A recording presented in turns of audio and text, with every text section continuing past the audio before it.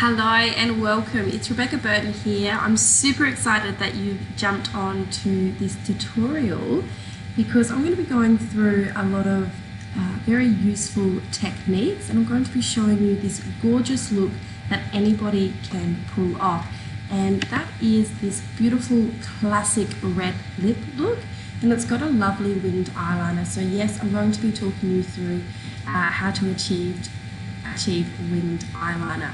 So this look has a beautiful bronzed effect, so it's a little bit of a twist on a normal classic look. But let's get into it. What I'm doing here, if you've just seen, is I have the Becca Shimmering Primer, and what I did was I popped that on the back of my hand and then picked up the product with my brush. Then what you want to do is you want to start in the center of the face and start spreading that all over the face. If you start along the jawline, you're going to have nowhere to easily move that product. So starting in the center of the face, you want to spread it all over the face. And now we're going to move into a pressing and dabbing motion, just to ensure you're creating a beautiful texture all over the face. So you've got to think about this as if you were to be painting a wall, you would ensure you have primed that nicely so that the paint sits beautifully. It's the same with your face, and the beautiful thing with primers is you're able to create different textures based on your skin type. So now that we've got the base sorted, we're going to move on to concealing under the eye area. Now I've just found this beautiful product by Clarins. It's Mission Perfector Eye Serum, but it has a beautiful peach salmon tone to it. So as you can see, I've just applied that all to the eye area, and I'm spreading that over the eye area using my finger here, because the warmth of your finger is going to help mold any products under the eyes so they sit as one with your skin. Now going back to the peach salmon tone, what that's going to do is it's going to eliminate any blues and purple tones under the eye area, which pretty much all of us have. So now we've gone and primed the base and the eyes, we're going to move into the foundations. What I'm using is the Estee Lauder Double Wear Light in shade 1 and 4. I always mix my foundations because my skin is forever changing in colour, as I'm sure yours is too. So definitely make that investment. Just applying it to the back of my hand, mixing it till I feel the colours right. And today what I'm going to do is I'm actually going to be applying this product with my fingers and spreading it over the face. I find it works really well on myself with the Estee Lauder Double Wear Light. Now Estee Lauder Double Wear Light is an amazing foundation if you want your foundation to look the same as it did at 6 AM, at 6 PM. You can go to the gym, you can do everything in this foundation, and I use this on all my clients, so it suits pretty much anyone's skin tone. So getting back to the technique, I've just spread that all over the face with my fingers, and now I'm going in and I'm working it in with the brush, blending it right down my neck and over my ears. Now we're going back to that pressing and dabbing motion and just ensuring we've got a beautiful texture, and we're making the foundation sit as one all over the skin. Really important that you take your time on your base. I see so many women rushing through this process, and here's the thing, if your base doesn't look good, none of your other makeup will look good. You can get away with average makeup if your base looks good. Trust me on that one. So we have avoided the eye area with the foundation, and that's because foundation is too heavy for under the eye area. Keeping in mind your eye area is 4 times thinner than everywhere else on the face. It ages super fast, so you want to avoid putting any heavy products under the eye because you are aging yourself. Now, definitely want to be setting your foundation, and what I'm doing here is I've got a big fluffy brush. I'm loading that with powder and pressing all over the face. It's really important you don't start buffing straight away because you're going to move the liquid.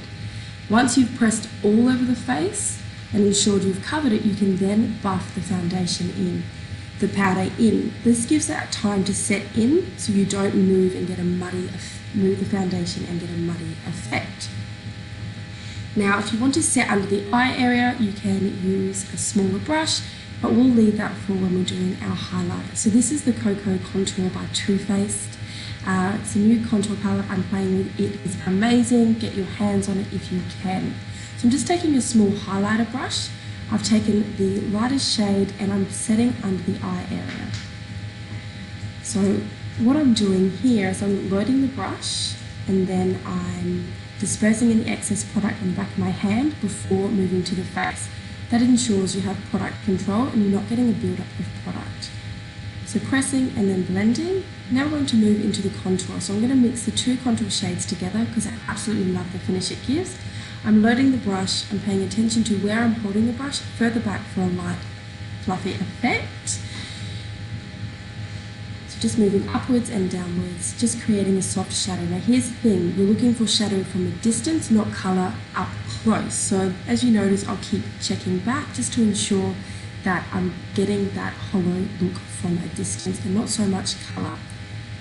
I'm holding the brush further back as you can see, and now we're going to move into the temples. So just squeezing the brush and sweeping upwards to ensure I have a beautiful lifted effect.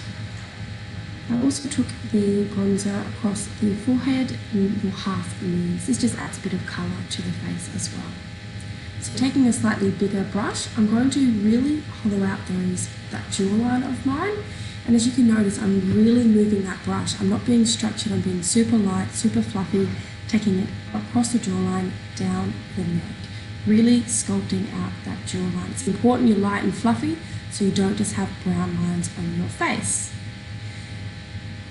Now I'm going to be using the same colour on the cheeks. I'm going to be doing blush, super light, super fluffy. I'm going to be smiling and just sweeping that over the apple of the cheek. It's really important you smile so you can capture the apple of the cheek. Really hold that brush further back. I can't stress that enough. You just want to be lightly flicking this product onto those cheeks. Imagine you've just pinched your cheeks with a bit of colour, but in this case it's a bronzed colour. And just building up that colour until you're happy with the intensity. Now I'm going to be taking the pop of colour which has got a nice warm glow to it and a nice shimmer. I'm going to be loading up the brush, pressing it on the back of my hand and then sweeping it under the eye. So if you notice I pressed first and then I butt. Same principle as when we're applying the initial powder all over the face. Naturally whatever you do to one side you want to do to the other side of the face. So when you think highlight, think high points of the face. So the bridge of the nose, on the cheekbones. Now I'm just going to go on with whatever product's left on my brush and I'll contour the nose. As you notice, I go back and forth and add colour as I feel it's needed. So feel free to play and do that as well. So it's all looking really soft and blended and no harsh lines. So I'm just going to press pause for a moment. The key with no harsh lines is really thinking about where you're holding that brush. Don't hold it so close and ensuring that you have, when I say so close, don't hold it so close to the end of the brush. You want to hold it further back to the tip of the brush, the handle. And ensuring you have product control. So when you dip your product into, your brush into the product, you want to ensure you get rid of most of the product on the back of your hand or on the mirror of your product. Because if you just dip it straight into the product and then go straight onto your face, holding it really close to the brush end, you're going to get really unblended harsh lines. So just really pay attention to that when you're doing your contours and your blushes. It's the number one reason why women fail at this. Okay, so clearly I just need a drink of water now. Okay, so we're going to be moving on to priming the eyes. I'm going to be using the Laying Low MAC Paint Pot. This is amazing. Get some. Eye primers are a must if you want your eyeshadow to last all day. So just using your ring finger, it has the least amount of pressure. Always use your ring finger around the eye area. I'm just buffing that with my finger all over the lid, going out past my tail end of the eyebrow. Just ensuring it's a nice even texture. You don't want to build up in some areas and not, because then your eyeshadow won't blend nicely. So taking the Cocoa Contour palette again and a big fluffy brush, I'm going to load up the lightest colour and I'm going to work that along the brow bone. Notice I'm holding the brush slightly closer to the end because at this point I want a little bit more impact with my shadow. So just loading that up and covering the eyebrow area and then lightly sweeping it over the lid. So we're somewhat setting the product here. So when I say the product, the paint pot. Now I'm going to take a medium fluffy brush, and we'll be taking the warmer tone and mixing the other tone, holding it mid-length the brush. I'm just going to shape out a V and start doing little circles into my contour. So my eye socket, creating a little bit of a contour in the eye area. So starting really soft, and then we're going to start to build up the intensity. So naturally repeating the other side. You take note of where I'm holding the brush, it's in the middle, so it's giving me enough pressure that I can blend, but it's not so close that I can't blend, and it's not so far that I'm not making any impact. It makes a big difference. I highly encourage you to try that out. So now I've reloaded the brush and I want to intensify using the same colour. So I've loaded, as you can see, I'm now holding the brush closer and I'm just pressing it on the outer corner of the eye, and I'm buffing it through, really creating a strong socket line, flicking upwards and outwards into that temple, so getting a really diffused, lifted look. So reloading, and I'm just pressing, as you can see, pressing into the corner and sweeping that. With the eye area, you just have to take your time and build up. Less is always more, and then you can add more as you go along. So I use a lot of windscreen wipers and circle motions, going from one eye to the other eye till it looks about even. Now I had filled my eyebrows in prior to this, but I will be showing you what you do with your brows at the end to get that beautifully finished look. Keeping in mind, eyebrows are sisters and not twins. Okay, so let's move into the shimmery bit on the eye. So I'm taking the goldeny colour, the golden highlight, and I've loaded the brush, and now I'm just pressing that on the lid. Whenever you're taking shimmery colours, it's really important that you start at the lash line of the lid and not at the beginning, because when you do that, the brush is going to naturally take the product where it needs to be. So when it comes to your highlights on the inner lids of your eyes, just ensure you're starting at your lash line with your application. That way you're not getting your shimmer into your socket work. Now this is the part where I'm just going to fuse everything together and ensure there's the right intensities by retaking that highlight on the brow bone. And now we want to take the brown shadow using a small blending brush along the lash line. This is a softer effect to doing eyeliners on the waterline underneath. Perfect. So taking that highlight in the middle parts of the eye, beautiful. Just these little finishing touches that make a difference on the look. Okay, so once I've done the eyeshadow work, I go back in and do the eyebrows, because now they've got shadow dust in them, probably a bit of foundation, a bit of primer. So you just want to go back in and redo them, just intensify them, sharpen them up. So naturally I'm going to encourage you to do your brows as well. And I do little flicks using my pinky as support and focusing a lot underneath the brow and sharpening that line. I'm just paying attention there, I'm really flicking that outwards, little strokes, little flicks. And I'm paying attention to the underneath. And then we blend upwards. Beautiful. So what I do for the brows, I use I use the Anastasia brow dip, and then I put a powder over the top. Now let's move into lipstick. Red lipstick can be scary because it can get messy easily. So I'm going to teach you a really cool technique you can do to get your lipstick looking ace when you're using red. So using a good quality lip brush, you're going to draw the letter Y on your lips.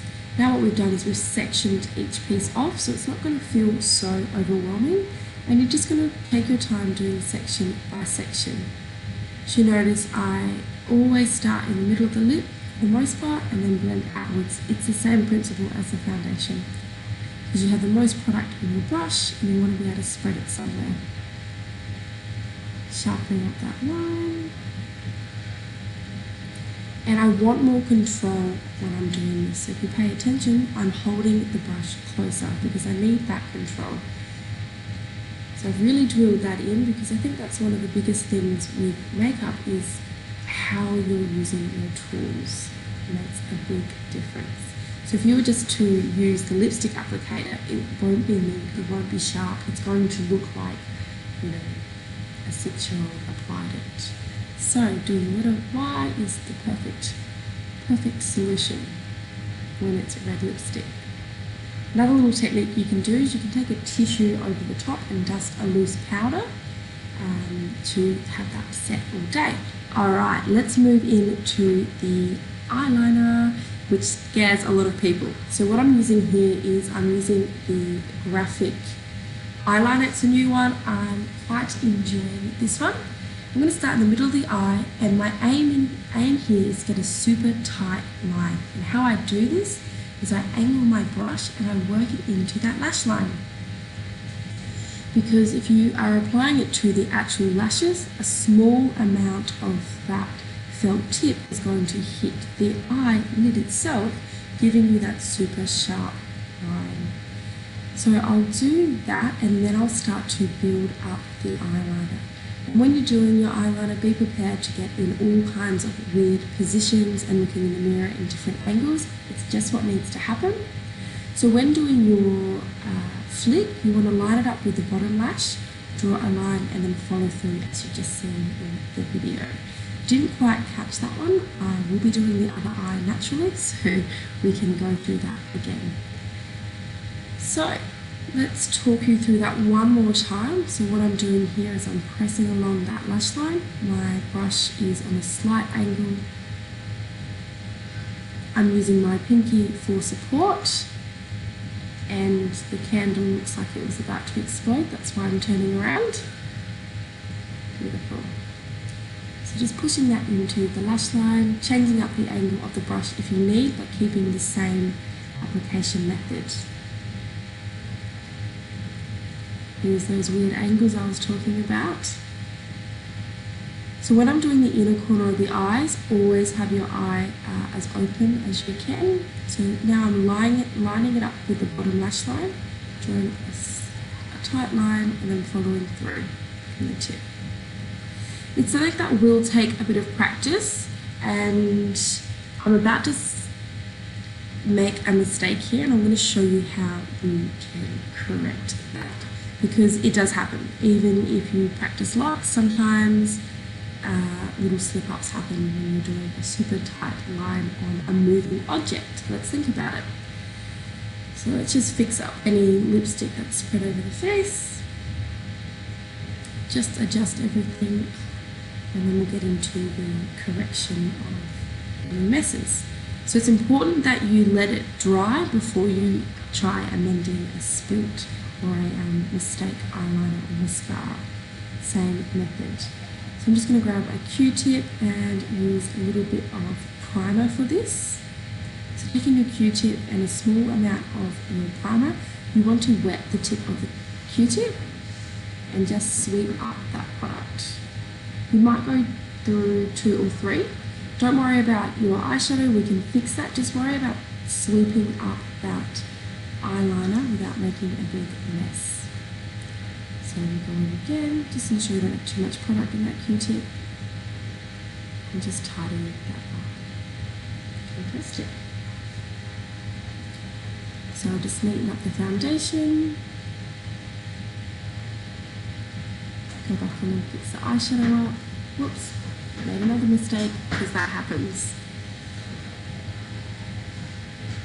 So we'll just repeat that same process, sweep that up. Don't freak out, it's the worst thing you can do. Just take your time, tidy it up. Perfect, no dramas. Let that dry, and then we'll fix up the foundation and the eyeshadow. Well, apparently not, so we'll go into the mascara.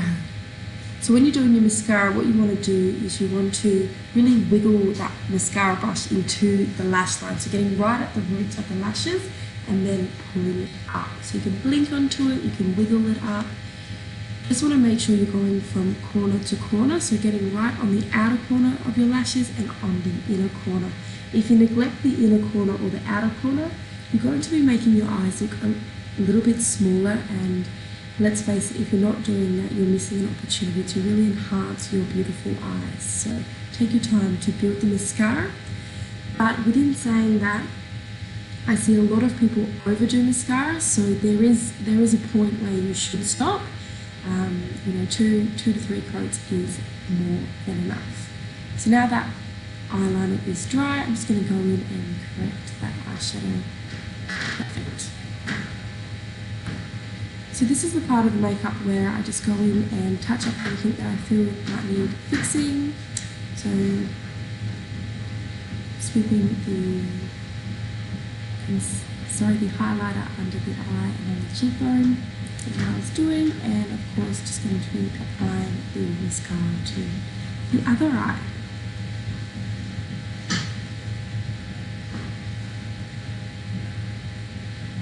As you can see, I'm blinking onto it, adjusting it, and then lightly pressing on the bottom lashes. Do not overdo it on the bottom lashes because it can look really spidery and gross. And there we have it, ladies, this beautiful bronzed classic look with a red lip. Just to finish off, a bit of Mist and Fix spray by MAC, and we're looking good.